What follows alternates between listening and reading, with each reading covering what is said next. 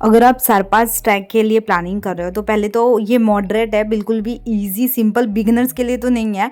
और ये ट्रैक होता है 5 दिन और 4 रात के लिए, और ये 5 दिन के लिए आप देख सकते हो, इसमें पढ़ सकते हो क्या है। और उसके बाद खेल करना हम जिस कंपनी के थोड़ा-सा थ्रू जाते हैं डिफ़िकल्ट हो वो हमें जाता है। एक लोकेशन पे ऑक्सीजन लेने बुलाते हैं, में वहाँ जब पर हम जैसे सब लोग गैप बढ़ती गैदरिंग है, करते हैं और तो हमें उसमें वहाँ क्या पर ब्रीफ होगा, आप इंफॉर्मेशन लोगों मिलती की है। बॉडी में और कम उसके बाद ऑक्सीजन हमें पता जाएगा। चलता है कि ये सारी चीज़ नेसेसरी थी हमें लेके जाने के लिए, बट इसमें से मैं कुछ चीज़ें नहीं लेके जाती हूँ। तो मुझे कंपनी के तरफ से जैकेट और पोल तो रेंट पे मिल जाता है, और बाकी सब मुझे वहाँ से मैनेज करना पड़ता है। अब कंपनी वाले जो होते हैं वो फ्री में हमें स्पाइक और गेटर देते हैं, स्पाइक चाक, ताकि जब हम बर्फ़ में चलते हैं, नगारू पहुँचते हैं, वहाँ बर्फ़ होता है तो हमारा पाँव ना फिसले।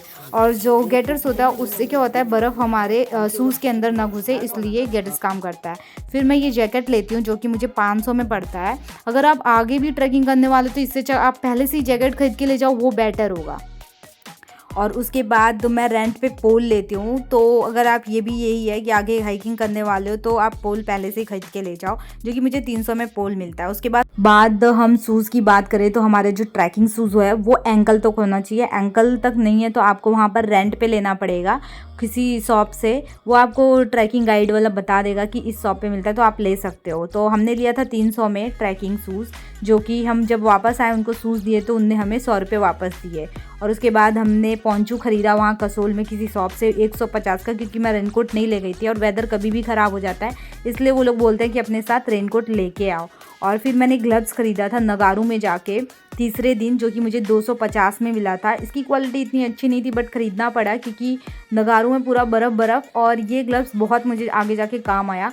तो इससे अच्छा पहले ही आप ग्लव्स ख़रीद के ले जा रहे हो वो ज़्यादा अच्छा है। और सन प्रोटेक्शन के लिए कैप लेके जाओ, और कैप बहुत इंपॉर्टेंट है, कोई भी ट्रैकिंग में कैप तो लेके जाओ। वार्म कैप भी इंपॉर्टेंट है, वार्म जब बर्फ़ वाली जगह जा रहे हो तो वार्म कैप लेके जाओ। सन ग्लासेस भी इंपॉर्टेंट है, जब हमें ब्रीफ में मिलती है वो कंपनी वाले जब हमें बताते हैं तो ये सब बताते हैं कि आपके पास ये सब चीज़ें होनी चाहिए, अगर ये चीज़ नहीं है तो आप ख़रीद लो। फिर वो लोग बोलते हैं टिफ़िन लेके आओ, हम बोलते नहीं, तो टिफ़िन भी हमें ख़रीदना पड़ता है। तो मैं वहाँ से टिफ़िन खरीदती हूँ जो कि मुझे 290 में बहुत महंगा पड़ जाता है। और उसके बाद पावर बैंक लेके जाओ, क्योंकि मोबाइल की बैटरी बहुत जल्दी जाती है, हम फ़ोटोज़ लेते हैं उसकी वजह से।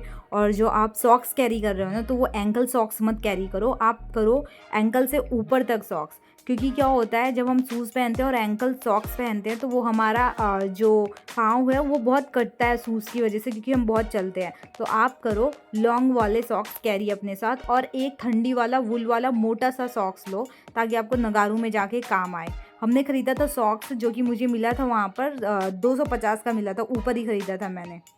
फिर आपकी अगर जो पर्सनल चीज़ें हैं वो भी आप लेके जा सकते हो, लेकिन सनस्क्रीन, वैसलीन और मॉइस्चराइज़र, ये 3 चीज़ तो आपको पक्का लेके जाना है, क्योंकि अगर आप नहीं लेके गए तो आपकी फेस की बहुत वॉट लग जाती है।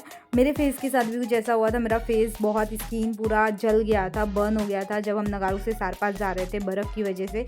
बर्फ़ में चल रहे थे और ऊपर से वो सन का वो रेज़ आ रहा था, उसकी वजह से पूरा फेस बर्न हो गया था। तो ये चीज़ तो आप लेके ही जाओ। साथ में आप वाटर बॉटल और आपके कपड़े और बैग जो है वो लाइट बैग लेके जाओ। ये सारे ट्रैकिंग में काम आएगा आपको। Thank you for watching my video.